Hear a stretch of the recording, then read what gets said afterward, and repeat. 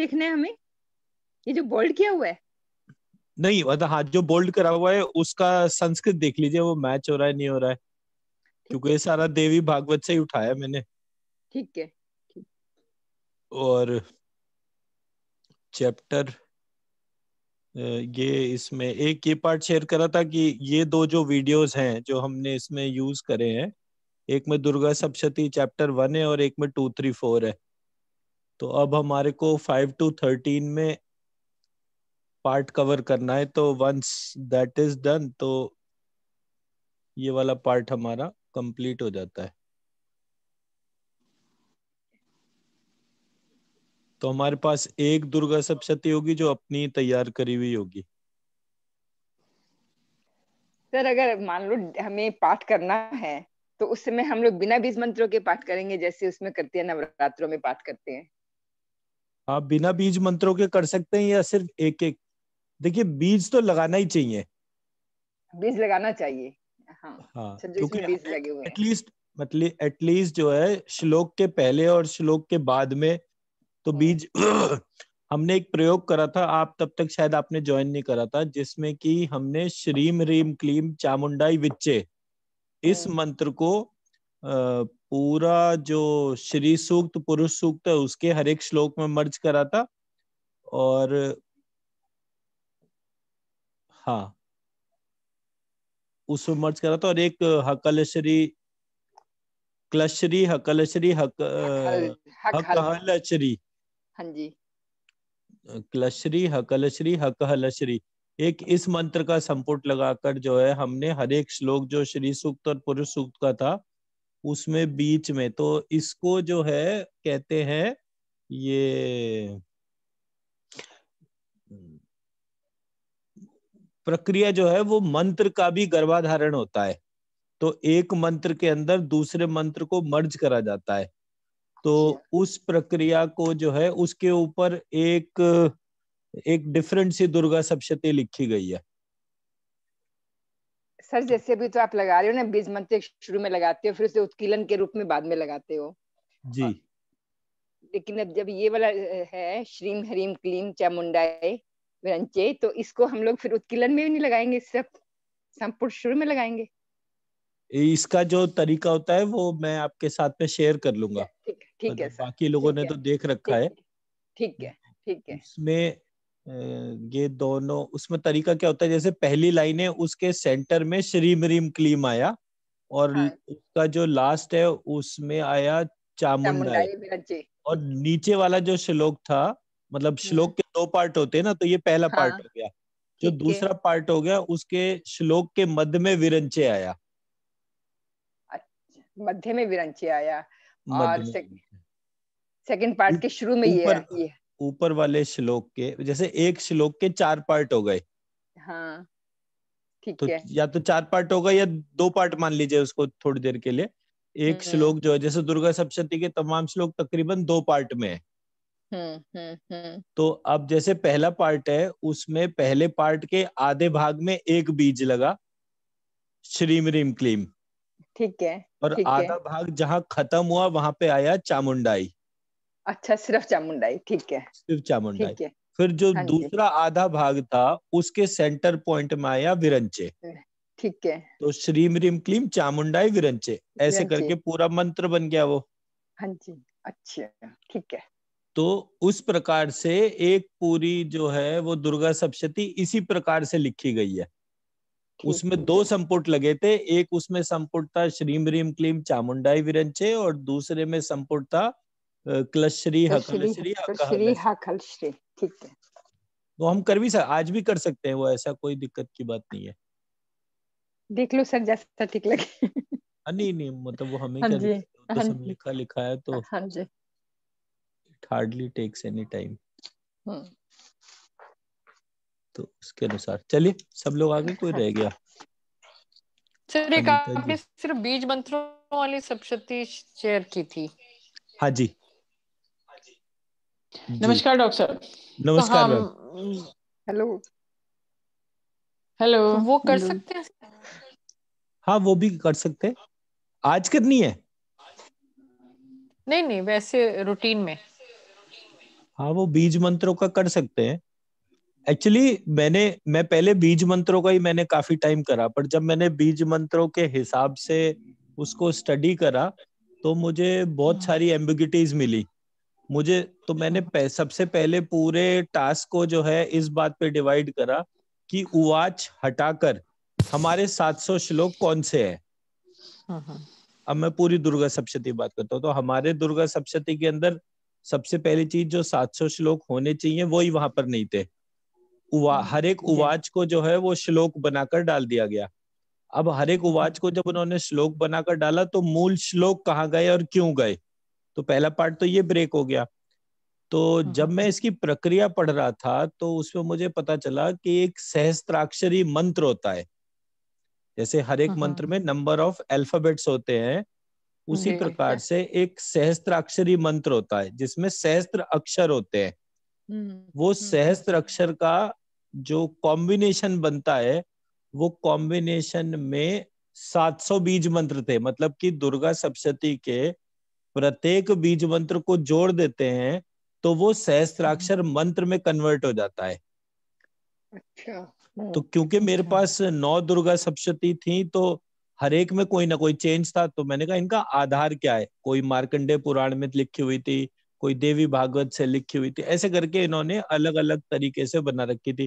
किसी ने देवी के 1000 नाम ही लिख रखे थे और उन सब लोगों ने इसको तकरीबन तकरीबन पिछले 1000 साल के सारे ग्रंथों में जितना ढूंढ ढांड के निकाल सकते थे वो निकाल लिया। तो अब क्योंकि बड़ा ऑथेंटिक सा पार्ट है कि एक पूरी टीम जिसमें कि एक से एक बढ़कर विद्वान थे। मतलब फर्क सिर्फ उनका और मेरा इत्तेफाक से ये रहा कि वो जितने भी लोग थे उन्होंने संस्कृत के तौर पे तो पूरा का पूरा वो बाइफरगेट कर लिया, लेकिन कुछ ऐसे लॉजिक थे जो वो छूट गए। जैसे देवी भागवत को मार्कंडेय पुराण के साथ जोड़ना, दोनों ही पुराण है, दोनों का काल कोई सा भी सही, लेकिन बेसिक थ्योरी तो सेम ही है, श्लोक लिखने का तरीका भी सेम है उसमें। तो मुझे फिर वो दोनों को जैसे ही कनेक्ट करा तो मेरे वो 700 श्लोक की समस्या पूरी हो गई। अब 700 श्लोक के बाद अब जब मैं बीज मंत्रों को देख रहा हूं तो हर एक जगह बीज मंत्र जो है, जैसे मैं आपके सामने एक एग्जाम्पल रखता हूँ।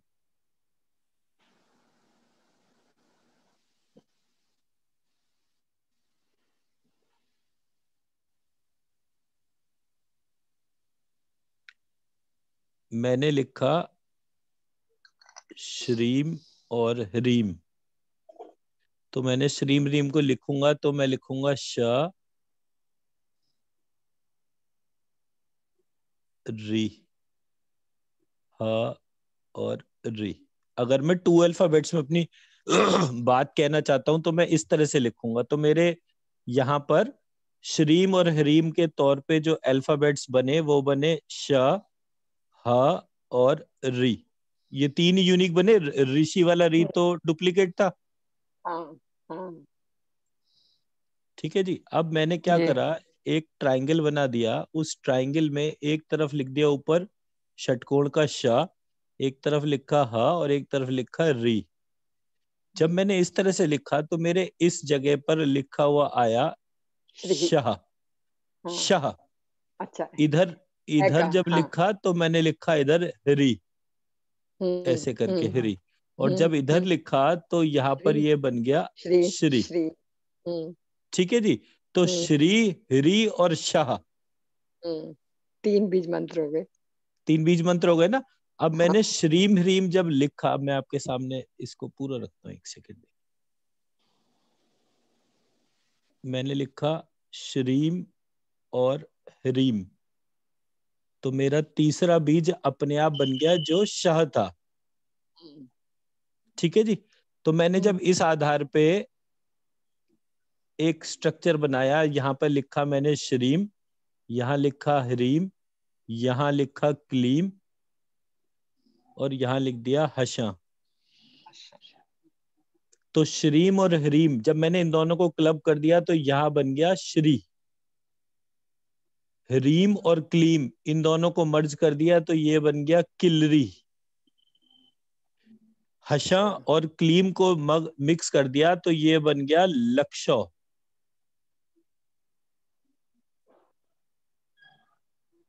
इसे हशौ करना था, हशो। हशौ। सो ये बन गया लक्षौ। और जब हशौ और श्री को करा था तब यहाँ पर जो चीज निकल कर आई थी वो थी श्री। यहाँ पर श्री भी लग रहा था और यहाँ पर क्षरौ भी लग रहा था, क्योंकि मैं उसकी एनर्जी जब नाप रहा था तब मुझे इसके बारे में पता चल रहा था। सो कहने का मतलब ये है कि एक बीज मंत्र से और कितने बीज मंत्र बन रहे हैं, इसकी पूरी प्रक्रिया जो है वो हमें पता ही नहीं है। हमारे लिए ये एक धार्मिक ग्रंथ है तो हम उसको धर्म के आधार पर ही देख रहे हैं। मेरे लिए ये धार्मिक ग्रंथ नहीं है, मेरे लिए एक वैज्ञानिक ग्रंथ है जो हर प्रकार से मेरी किसी भी तरीके की समस्या को रिजॉल्व करता है। तो जब मैंने 3 बीज मंत्र लिखे, श्रीम, ह्रीम और क्लीम, तो मुझे पता चला कि ये 3 बीज मंत्रों से मैं 250 से ऊपर जो है बीज मंत्र नॉनस्टॉप लिखता ही चला गया। मतलब 250 पे मुझे रुकना पड़ा क्योंकि इतना मेरे पास टाइम ही नहीं था, ये तो खत्म ही नहीं हो रहा था। तो मैंने जब पहले जर्नी शुरू करी थी वो थी एम ह्रीम क्लीम। अब मैंने नेक्स्ट लेवल पे प्रश्न करा कि ये आए कहां से। मैंने श्रीम ह्रीम क्लीम भी बना दिया, बट ये आए कहां से। तो जब मैंने महाकाली लिखा तो महाकाली लिखने पर जब मैंने इसका बीज बनाया तो ये मकली बन गया। मकली। महासरस्वती को लिखा तो वो त्वम श्री बन गया, क्योंकि उसमें मैंने एक करेक्शन डाला। फिर उसके बाद जो है जब मैंने लक्ष्मी को लिखा तो वो लक्ष्मी बन गया। सो इस प्रकार से ये बीज मंत्रों की जो प्रक्रिया थी वो नाम, रूप और कर्म के आधार पे थी, जो व्याकरण का प्रधान पार्ट है। कि जब हम किसी का नाम रखते हैं तो वो नाम रखने से ही ये पूरी की पूरी प्रक्रिया निकल कर आती है। बट हम क्योंकि धार्मिक ग्रंथ होता है तो हम उसमें कोई चीज करते ही नहीं। इसलिए मैं आप लोगों से यही रिक्वेस्ट करता हूँ कि भाई आप मेरे को जो है इसको स्कैन कर करके इंफॉर्मेशन दे। जैसे फॉर एग्जांपल आज मैंने शेयर करा ये अपना माहेश्वर सूत्र और वो व्हाट्सएप पर। एक से तो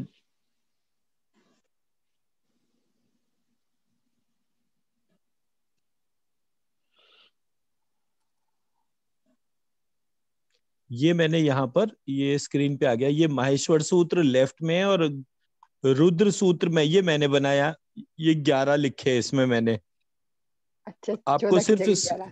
14 की जगह, क्योंकि रुद्र का तो एकादश रुद्र था ना। हाँ तो वो जी, एकादश अच्छा, हाँ। रुद्र क्यों था, उसका कोई ना कोई कारण तो होगा ना। तो और ये 14 क्यों था, तो हर जगह क्यों लगाने से प्रक्रियाओं का पार्ट पता चल जाता है। तो अब जब आप लोग सब इसे स्कैन करेंगे, लेफ्ट साइड वाले को फिर राइट साइड वाले को, कहां पर कम एनर्जी है कहां पर ज्यादा एनर्जी है, इस तरह से जब आप बताएंगे तो ये प्रक्रिया निकलती चली जाएगी।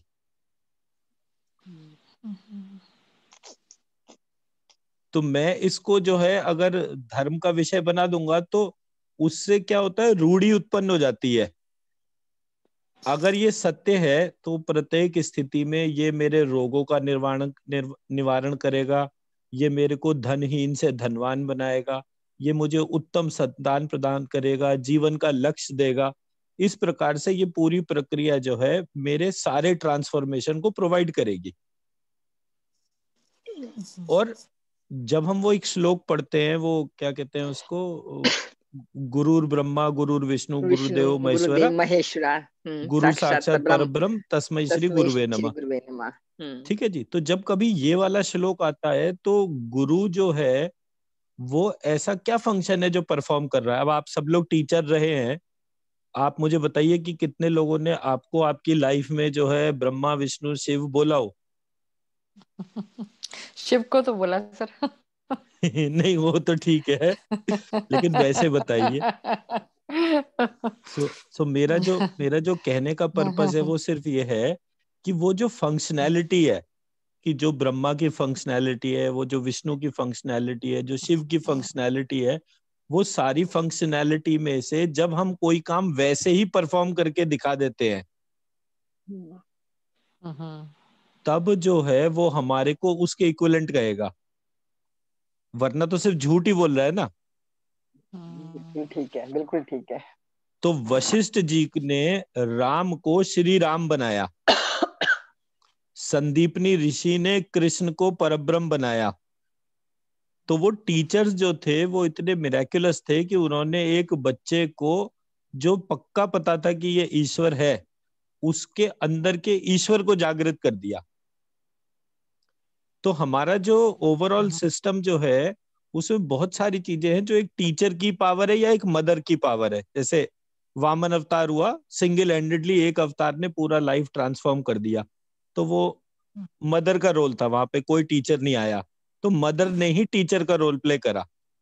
तो मदर हो या टीचर हो, दोनों के अंदर ये पावर्स है कि उनको आप सुपर डिवाइन कहते हैं, मतलब ब्रह्मा विष्णु शिव से भी ऊपर का लेवल उनका कहते हैं, कुछ जगह तो परब्रह्म तक का लेवल कह दिया। पर वो चीज इतनी मुश्किल है कि वो परफॉर्म करके दिखानी पड़ेगी हर एक टीचर को। मैं मेरी बात समझा पाया? बिल्कुल जी। तो अष्टावक्र जो था उसको पहले तो फादर ने बोल दिया जाओ भाई 8 तरह से टेढ़े हो जाओ, टेढ़ा हो गया। जब उन्होंने उसे देखा कि भाई ये टेस्ट में पास हो गया, बाले बोले अब आज से तुम सीधे हो जाओ। तो अब कितनी बड़ी पावर हो गई। परशुराम जी के फादर ने बोला भाई मदर का सर ही काट दो, उसने काट दिया। तो बोले भाई बाकी सबको तो डर लग रहा था, तुझे क्यों नहीं डर लग रहा था? तो बोले जी आपको, मुझे पता है कि आपके पास ये पावर है कि आप इन्हें जिंदा कर सकते हो, तो मुझे काटने से क्या फर्क पड़ेगा। पर मेरी छोटी सी रिक्वेस्ट है कि मुझे इतना है कि उनको ये याद ना रहे कि मैंने उनका सर काट दिया। बोले अच्छा भाई जाओ ठीक है। तो कितनी पावर्स थी लोगों के पास में। तो मैं तो उस जमदग्नि गुफा में बैठ के मैंने 15 मिनट जाप और पाठ करा है।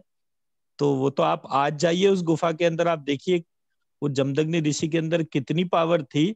ये आपको आज भी उस गुफा में बैठ के पता चल जाएगा। अभी कोरोना नहीं होता तो मैं आप सबको ले चलता माउंट आबू, अपने जहाँ मेरे गुरु जी का आश्रम है। कोरोना के बाद चलेंगे सर।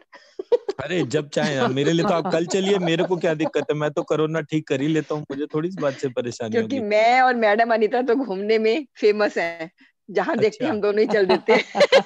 अच्छा अच्छा अच्छा। तो आप अब की बार जो है, हमें क्या करना है, एक इनोवा ही तो लेके चलनी है, तो हाँ एक की हम बजाय 2 हो जाएंगे बस, तो कोई दिक्कत ही नहीं है। ठीक है ना। तो ये हमारा ऑब्जेक्टिव है कि हम एक एक चीज को क्रॉस चेक करें। उसको सिर्फ धार्मिक विषय बना के वो बस नवरात निकाला और फिर उठा के रख दिया, वो वाला पार्ट नहीं चाह रहा मैं। इसका जो डेली एक वैज्ञानिक पाठ करें। पार्ट है, अगर वो बाहर आ गया तो उसके बाद फिर सारी दुनिया लाइन लगाकर उसमें खड़ी रहेगी। तो फिर हमें तो तो डेली एक पाठ करना चाहिए सर, नहीं पूरा तो नहीं हो सकता 20 मंत्रों के साथ डेली, अगर ना ऐसा पाठ है जी, पढ़ना देखिए चाहे एक अध्याय। मैं तो ये कहता हूँ कि एक बीज मंत्र सुबह याद कर लीजिए, एक शाम को, ऐसे करके 350 दिनों में 700 बीज मंत्र होते हैं। हम्म। आपके साल भर की पूरी साइकिल हो जाती है कवर। एक एक बीज मंत्र तो लोग रोज सुबह शाम याद कर ही सकते हैं ना। हाँ 20 मैं मंत्र पूरे तो याद हो पाठ जाएंगे। हाँ वो मैं तो हो पूरे पाठ जाएंगे सर। करने की बात नहीं कर रहा। 700 बीज मंत्र अगर आप एक साल में भी याद कर ले तो ये हाँ जी प्रक्रिया पूरी हो जाती है। ठीक है, कर लेंगे ये तो। ठीक है ना। वो मतलब उतना तो ज्यादा, बीज, मतलब हम अकेले सब बीज मंत्र से क्या बनेगा? अकेले बीज मंत्र मान लीजिए मैंने 700 याद कर लिए, 20 सपोज। मंत्र में पूरी पावर बीज, होती है मैम। नहीं नहीं, पावर तो होती है, तो उनकी कोई रेसिटेशन का कोई सिस्टम, कोई कुछ तो होता होगा ना। मतलब उसका आप नेक्स्ट स्टेप भी तो फिर आगे लेने वाली बात है। ये तो वो बात है भाई, देखिए एबीसी किसी को पढ़ा दी, सिर्फ एबीसी पढ़ने से तो नहीं बात बनेगी। जब तक पूरा स्ट्रक्चर उसको ना समझाया जाएगा, लैंग्वेज की पावर नहीं आएगी। तो देखिए इसका मतलब सिर्फ बीज मंत्र इज नॉट द एंड, कुछ और भी आगे होगा ना, आप बताएंगे। देखिए हम लोग जो हैं, मैं आंसर तो सारी क्वेरीज का कर सकता हूँ, मुझे हम्म। आंसर करने में कोई दिक्कत नहीं है। बट हम जो चीज पे बात कर रहे हैं, क्या हमने वो किसी और भाषा में करा वैसे ही? आप इंग्लिश में, हिंदी में, संस्कृत में, क्या आपको पूरी प्रक्रिया पता है? नहीं, नहीं पता। हाँ। नहीं पता। तो थोड़ा बहुत जैसे, जितना समझ पाए बस उतना ही पता है। हाँ, तो जब मैंने पहली बार टर्म पढ़ी थी वेद भाषा, तो वहां पर एक ही पार्ट लिखा हुआ था कि भाषा जो है वो वेद है। तो जब वेदांग टर्म आया मेरे सामने तो उसका मतलब था भाषा के अंग। भाषा के अंग 6 डिफाइंड थे: शिक्षा, कल्प, व्याकरण, छंद, निरुक्त और ज्योतिष। यानी दुनिया की कोई सी भी भाषा हो, उसके अंदर ये मतलब वो भाषा तभी संपूर्ण मानी जाएगी जब उसके अंदर ये 6 अंग हो। अब इस 6 प्रकार से तो कोई आपको भाषा पढ़ाता ही नहीं, चाहे वो इंग्लिश हो, चाहे हिंदी हो, चाहे तमिल हो, चाहे तेलुगु हो। बट इस प्रकार ये 6 गुण एक भाषा के होते हैं, ऐसे तो कोई पढ़ाता ही नहीं है। और मैं इस आधार पे इसको कंप्यूटर से कनेक्ट भी कर सकता हूँ। आपने तो शायद मुझे बताया था ना कि आपके कोई अंकल हैं जो हाँ, कंप्यूटर पे, संस्कृत डॉक्टर और जेडी कंप्यूटर सिंह, पे। उन्होंने संस्कृत को कंप्यूटराइज करने में, इसीलिए वो यूएस में थे वो, और वो यूएस में ही यूनिवर्सिटी ने उनको ले ही लिया था अपने साथ ही। गए तो थे एज विजिटिंग प्रोफेसर, उनको ले ही लिया था वहां पे, आने नहीं दिया उनको वापस। अभी वो वही है, कहाँ पर है? नहीं नहीं, अब तो उनकी डेथ हो गई, तो बहुत उम्र काफी उनकी। अब आज तो अच्छा अच्छा जिंदा होते तो वो पता नहीं कितने साल के होते, शायद 110 115 के होते।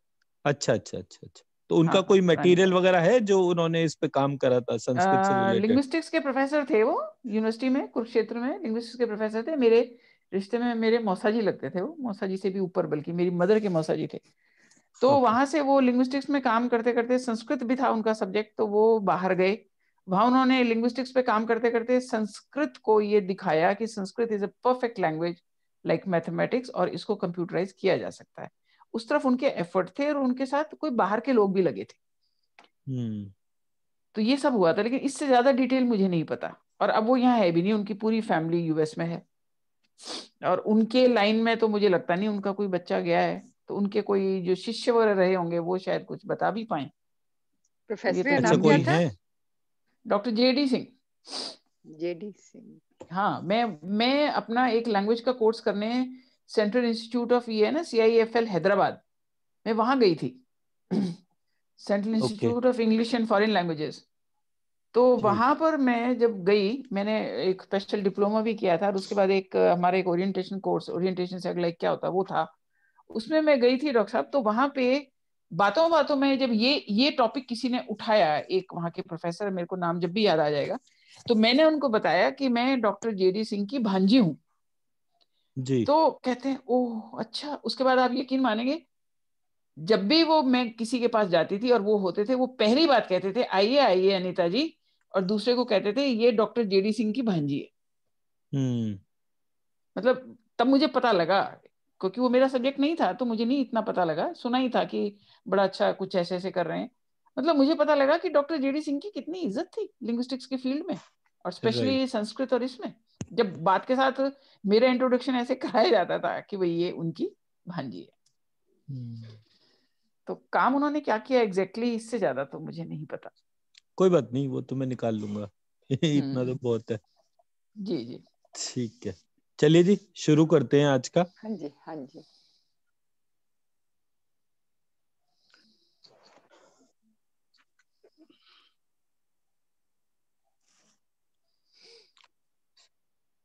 सब लोग एक लंबी गहरी सांस लेंगे, मैं म्यूट कर देता हूँ।